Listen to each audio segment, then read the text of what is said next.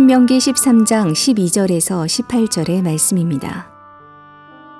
내 하나님 여호와께서 내게 주어 거주하게 하시는 한 성읍에 대하여 내게 소문이 들리기를 너희 가운데서 어떤 불량배가 일어나서 그 성읍 주민을 유혹하여 이르기를 너희가 알지 못하던 다른 신들을 우리가 가서 섬기자 한다 하거든. 너는 자세히 묻고 살펴보아서 이런 가증한 일이 너희 가운데에 있다는 것이 확실한 사실로 드러나면 너는 마땅히 그 성읍 주민을 칼날로 죽이고 그 성읍과 그 가운데에 거주하는 모든 것과 그 가축을 칼날로 진멸하고 또 그 속에서 빼앗아 차지한 물건을 다 거리에 모아놓고 그 성읍과 그 탈취물 전부를 불살라 내 하나님 여호와께 드릴지니 그 성읍은 영구히 폐허가 되어 다시는 건축되지 아니할 것이라. 너는 이 진멸할 물건을 조금도 내 손에 대지 말라. 그리하면 여호와께서 그의 진노를 그치시고 너를 긍휼히 여기시고 자비를 더하사 내 조상들에게 맹세하신 같이 너를 번성하게 하실 것이라. 내가 만일 내 하나님 여호와의 말씀을 듣고 오늘 내가 네게 명하는 그 모든 명령을 지켜 내 하나님 여호와의 목전에서 정직하게 행하면 이같이 되리라. 여러분 반갑습니다. 광야와 같은 세상 속에서 오늘도 만나와 같은 하나님의 말씀으로 살아가는 여러분들이 되시기를 축복합니다. 여러분, 우리가 계속해서 보고 있는 이 신명기 말씀은 이스라엘 백성들이 가나안 땅에 들어가서 살 때 어떻게 살아야 할지 그 삶에 대해서 중요하게 얘기를 하고 있습니다. 어제 말씀에 이어서 이스라엘 백성들이 이 삶의 문제 가운데에서 이 이스라엘 백성들이 가나안 땅에 들어가서 살 때 그 삶을 유혹하고 그 삶을 망치는 가장 중요한 문제를 계속해서 이야기하고 있습니다. 그 문제는 다른 것이 아니라 바로 우상숭배의 문제입니다. 12절을 보시면 내 하나님 여호와께서 내게 주어 거주하게 하시는 한 성읍에 대하여 내게 소문이 들리기를, 여기 보면 소문이 들리기를 이렇게 이야기를 하고 있습니다. 소문이 문제가 되고 있는 그러한 상황입니다. 어제 보았던 이 직전의 말씀은 직접적으로 내가 우상숭배의 유혹을 받는 상황이 문제가 되었었습니다. 그런데 이제는 상황이 조금 달라졌습니다. 내가 직접적으로 유혹받는 것이 아니라 같은 성읍에 사는 다른 사람들, 이 다른 사람들이 우상숭배의 유혹을 받고 있더라. 바로 이런 소문을 들었을 때, 이런 이야기를 들었을 때 우리가 어떻게 해야 할지를 알려주는 그런 본문입니다. 나는 아니지만 내가 속한 사회가 또 내 옆에 있는 저 한 사람이 우상숭배의 유혹을 받고 그 우상숭배를 따라가는 이러한 죄악을 바라볼 때 저와 여러분들이 어떤 태도를 취해야 할지 그것을 상세하게 가르쳐주는 그러한 말씀입니다. 14절 말씀입니다. 너는 자세히 묻고 살펴보아서 이런 가증한 일이 너희 가운데 있다는 것이 확실한 사실로 드러나면 내가 속한 사회나 내 옆에 한 사람이 다른 신을 섬길 때 제일 먼저 취해야 할 태도는 그것에 대해서 신중하라는 말씀입니다. 여러분, 말씀은 말합니다. 너는 자세히 묻고 살펴보아서. 이 말씀은 철저하게 찾고 묻고 조사하라는 원어의 뜻이 있습니다. 그래서 확실한 사실로 드러났을 때 그럴 때 태도를 취해야지 확실하지도 않았을 때 경거망동해서는 안 된다는 겁니다. 그리고 15절에서 16절을 보면 너는 마땅히 그 성읍 주민을 칼날로 죽이고 그 성읍과 그 가운데에 거주하는 모든 것과 그 가축을 칼날로 진멸하고 또 그 속에서 빼앗아 차지한 물건을 다 거리에 모아놓고 그 성읍과 그 탈취물 전부를 불살라 내 하나님 여호와께 드릴지니 그 성읍은 영구히 폐허가 되어 다시는 건축되지 아니할 것이라. 내가 속한 사회나 그리고 내 옆에 있는 사람이 다른 신을 섬기는 이런 일이 발생을 하면 제일 먼저 신중해야 합니다. 그런데 신중하되 단호하게 태도를 취해야 한다는 그런 말씀입니다. 여러분, 우리가 사는 세상에도 내가 속한 공동체나 내 가족, 내 옆에 믿음의 사람들이 하나님이 아닌 다른 것을 따라서 살아가는 모습을 우리가 볼 때가 있습니다. 그럴 때 하나님께서는 우리가 그와 같은 문제에 대해서 관심을 가질 것을 말씀하십니다. 그리고 그 문제에 대해서 제일 먼저 신중하게 접근해야 합니다.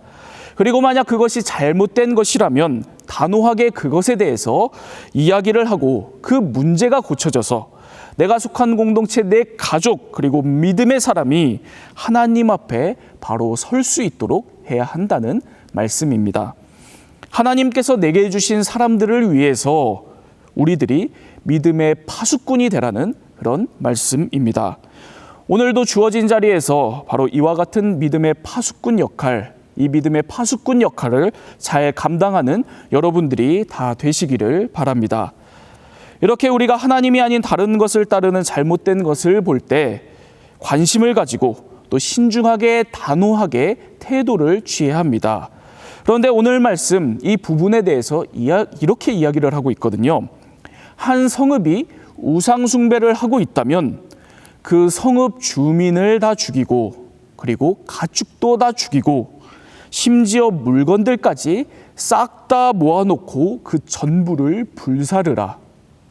그 성읍이 완전히 폐허가 되도록 다 진멸하라는 그런 말씀을 하고 있습니다. 여러분, 이 말씀 어떻게 들리세요? 얼핏 보면 이 말씀 참 잔인한 것 같습니다. 하나님께서 한 성읍의 모든 것을 다 진멸하라는 그런 말씀이거든요. 그런데 우리가 16절을 다시 보면 그 물건을 다 불살라서 하나님께 드려라 라고 기록이 되어 있습니다. 그리고 17절 말씀을 보시기 바랍니다. 너는 이 진멸할 물건을 조금도 내 손에 대지 말라. 그리하면 여호와께서 그의 진노를 그치시고 너를 긍휼히 여기시고 자비를 더하사 내 조상들에게 맹세하심 같이 너를 번성하게 하실 것이라. 이 성읍의 모든 것들을 하나님께 드려라. 또 이 성읍의 모든 것들을 조금도 손에 대지 말라. 여러분, 이렇게 하나님께서 강조해서 말씀하고 계시는 대목입니다. 그렇다면 우리가 하나님께서 왜 이렇게 우상 숭배한 모든 것을 진멸하라고 강하게 세게 말씀하시는지 그 이유를 추측해 볼 수가 있습니다. 이 성읍의 모든 것이 다 하나님의 소유이기 때문이라는 겁니다. 하나님의 것이기 때문이라는 거예요. 이 백성은 하나님의 것이기 때문에 누구도 건드려서는 안 된다는 겁니다. 혹시 때로는 이 백성이 하나님을 저버리고 다른 신을 섬기고 잘못된 길로 갔다면 하나님께서 이 백성 강하게 심판하실지라도 이 백성을 하나님의 소유로 다시 돌려 놓으시겠다는 그런 말씀입니다. 여러분, 왜 우리들이 내가 속한 공동체에 관심을 가져야 될까요? 또 내 가족, 내 옆에 믿음의 사람들에게 우리가 관심을 가져야 될까요? 그리고 잘못이 있다면 신중하게 단호하게 그 문제를 다뤄서 우리들이 믿음의 파수꾼 역할을 해야 할까요? 여러분, 다른 이유가 없습니다. 내가 속한 공동체, 내 가족, 내 옆에 있는 한 믿음의 사람, 이 모두가 다 하나님의 소유이기 때문입니다. 하나님의 것이라는 말씀입니다. 그래서 누구도 건드릴 수 없습니다. 혹시 잘못되었다면 어떤 방법을 통해서라도 하나님께서는 이 하나님의 사람들을, 하나님의 소유를 다시 하나님의 것으로 돌려 놓으실 것입니다. 여러분, 그렇게 우리 교회, 내 옆에 믿음의 사람들, 내 가족들 참 너무나도 소중합니다. 하나님의 것이기 때문입니다. 특별히 이제 5월을 우리가 맞이하고 있습니다. 5월은 가정의 달이고 또 오늘은 그 가정의 달 중에서도 어린이날입니다. 우리 가정의 모든 아이들 하나님의 것임을 고백하는 오늘 하루가 되기를 바랍니다. 그리고 믿음 안에서 이 아이들의 파수꾼된 모든 우리 상당의 부모님들이 다 되시기를 바랍니다. 그래서 오늘도 하나님의 것을 소중히 지켜내는 믿음의 파수꾼으로 살아가시기를 바랍니다. 여러분, 그리고 또 한 가지가 있습니다. 내 가족, 내 옆에 사람들이 중요한 만큼 오늘 여러분 자신도 하나님의 소유라는 것을 꼭 잊지 마시기 바랍니다. 누구도 건드릴 수 없는 하나님의 사람입니다. 혹시 잘못되더라도 하나님께서 결코 여러분들을 포기하시지 않고 붙들어 주실 그러한 하나님의 사람들입니다. 이 믿음 가지고 오늘도 하나님의 것으로 하나님의 사람으로 믿음의 삶을 잘 살아가시는 여러분들이 되시기를 바랍니다. 기도하겠습니다. 하나님, 우리가 이 세상을 살아가며 많은 소문들을 듣습니다. 그 중에 하나님의 사람들이 믿음의 공동체가 잘못되고 있다는 얘기를 우리가 듣기도 합니다. 하나님이 아닌 다른 것을 따르고 있는 모습을 볼 때도 있습니다. 하나님, 우리가 이런 일들에 대해 거룩한 관심을 갖게 하여 주옵소서.